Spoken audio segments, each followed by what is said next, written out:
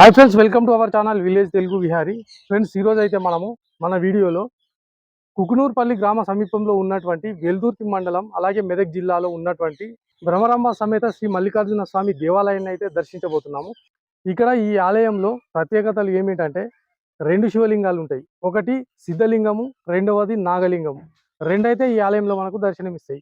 సిద్ధలింగం అంటే ఒకటి స్వయంభుగా వెలిసినటువంటి లింగము, ఒకటి ప్రతిష్టాపన చేసినటువంటి లింగము. నాగలింగము అంటే నాగపడిగా ఉన్నటువంటి శివలింగం అయితే మనకు దర్శనమిస్తుంది. సిద్ధలింగం అని అంటే అది స్వయంగా వెలిసినటువంటి లింగము. ఇక్కడ రెండు లింగాలు అయితే చాలా అద్భుతంగా ఉంటాయి.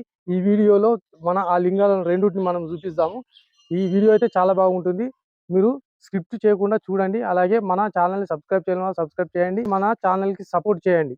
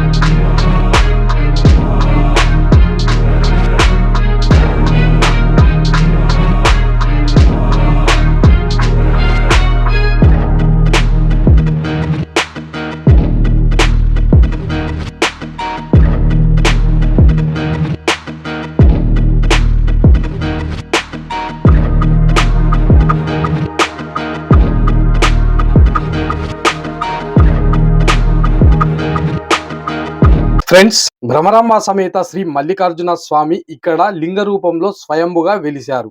ఈ ఆలయంలో రెండు లింగాలు ఉంటాయి. స్వయంగా వెలిసినటువంటి సిద్ధలింగం ఒకటి, మరియు ప్రతిష్ఠించినటువంటి నాగలింగం ఒకటి.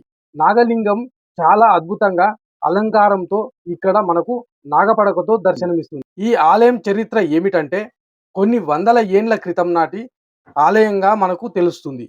ఆలయం యొక్క స్తంభాలు కట్టడాల ప్రకారం చూసినట్లయితే ఈ ఆలయం చాళక్యుల కాలం కంటే ముందు నుంచి కూడా ఈ ఆలయం ఉన్నట్లుగా చారిత్రక ఆధారాల ప్రకారం తెలుసు. పూర్వకాలం సిద్ధమునులు ఈ ప్రాంతంలో తపస్సు చేస్తూ ఉండేవారట. వారు పూజించడానికి నాగపడగతో చెక్కినటువంటి అద్భుతమైన కళాఖండంతో ఉన్నటువంటి ఒక శివలింగాన్ని ప్రతిష్టాపన చేశారట. దానికి పూజలు చేస్తుండగా వారి యొక్క తపోఫలానికి శివుడు స్వయంభుగా లింగ రూపంలో ఆ నాగలింగం పక్కనే ఈ శివలింగం వెలిసిందట. అప్పటి నుండి మునులు తపోఫలానికి సిద్ధించినటువంటి ఈ శివలింగంను సిద్ధలింగంగా వారు పిలుచుకున్నారట. చాలా చిన్నదిగా పుట్టిన ఈ శివలింగము ఇప్పటిదాకా చాలా పెద్దదిగా ప్రతి ఏటా పెరుగుతూ వస్తుందట. ఇక్కడ నాగలింగంకు ఎక్కడ లేనటువంటి అలంకార రూపంలో లింగంపై పువ్వులు, బిల్వాలు, రుద్రాక్షలు, నాగపడకతో అద్భుతంగా చెక్కినటువంటి ఈ శివలింగం మనకు దర్శనమిస్తుంది. ఈ ఆలయంలోకి రావాలంటే ప్రతి ఒక్కరు కూడా వంగి రావాల్సి వస్తుంది. ఎందుకంటే పైన రాతితో కింద రాతితో కప్పబడి మధ్యలో శివలింగం ఆలయంగా ఏర్పడింది. ఇది ఎటువంటి కట్టడాలు లేకుండా ఇది ప్రకృతి పరంగా వెలిసినటువంటి ఈ యొక్క రాతి గుహ చాలా అద్భుతంగా ఉంటుంది. నిజంగా చెప్పాలంటే ఈ ఆలయంలోకి రాగానే కొత్త లోకానికి వచ్చినట్టుగా అనిపించడంలో ఎటువంటి అతిశయోక్తి లేదు. ఈ గుహలో మనము ఓం నమ శివాయ అన్నట్లయితే అది రీసౌండ్ వచ్చి 4-5 సార్లు పలకడం ఇక్కడ విశేషం.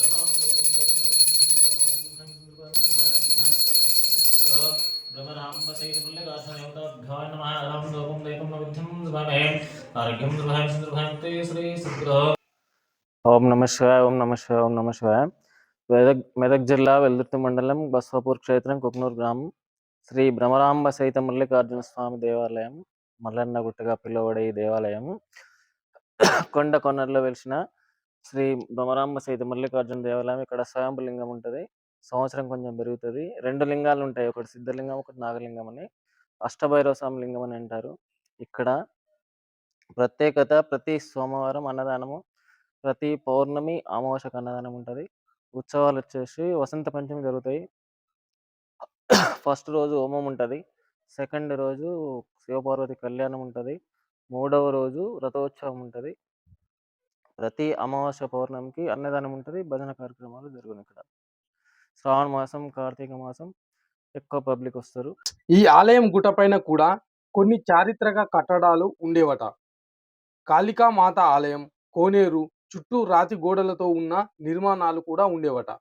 మొఘలుల కాలంలో చాలా ఆలయాలు ధ్వంసం చేయబడ్డాయి. దాంట్లో ఒకటి ఈ మల్లికార్జున స్వామి దేవాలయం.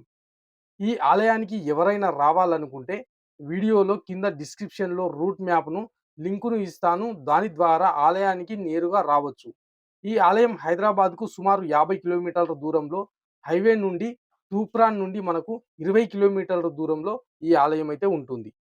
చాళక్యులు, కాకతీయుల యొక్క పాలన తర్వాత చేతులు మారుతూ మహమ్మదీయుల యొక్క ఆధీనంలోకి వచ్చిన తర్వాత ఈ ఆలయం యొక్క రూపురేఖలు మారి ఈ యొక్క ఆలయం చాలా వెనుకబడిపోయిందట. దయచేసి ఇటువంటి వీడియోలు మళ్ళీ చేయడానికి మీరు నాకు సపోర్ట్ చేయండి. అలాగే ఈ వీడియోకు ఒక లైక్ చేయండి. మన ఛానల్ని కొత్తగా చూస్తున్న వారు సబ్స్క్రైబ్ చేయండి. శివాలయంతో పాటు ఇక్కడ వివిధ ఉపాలయాలు కూడా అయితే దర్శించుకోవచ్చు.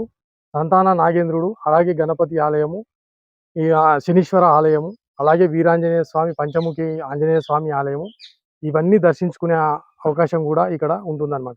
ఈ ఆలయం వచ్చిన ప్రతి ఒక్క భక్తులు ఇక్కడ ఆలయం ముందే కోనేరు ఉంటుంది.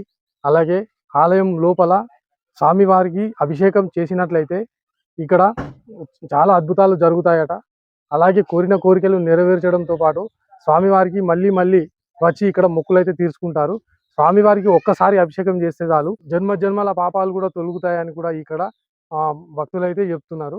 ఈ ఆలయం కూడా మీరు కూడా వచ్చి దర్శించుకోండి. అలాగే మన ఛానల్ని సబ్స్క్రైబ్ చేయని వాళ్ళు సబ్స్క్రైబ్ చేయండి, ఒక లైక్ మాత్రం చేయండి. ఫ్రెండ్స్, ఇక్కడ ఇంకో ప్రత్యేకత ఏమిటంటే గణపతి ఆలయంతో పాటు శనీశ్వర ఆలయం, శనీశ్వరునికి చాలా మంది ఇక్కడ పూజలు చేయించుకుంటారు. శ్రీ వేణుగోపాల స్వామి ఆలయం, అలాగే సంతాన నాగదేవత ఆలయము. సంతానం లేని వారు ఇక్కడ వచ్చి ఈ ఆలయానికి నాగదేవతకు పూజలు చేస్తుంటారు. అలాగే పీడలు బాధలు తొలగిపోవడానికి పంచముఖ ఆంజనేయ స్వామిని ఇక్కడ పూజిస్తారు. ఇక్కడ ఈ ఆలయాలు కూడా మనకు ఇక్కడ దర్శనమిస్తాయి.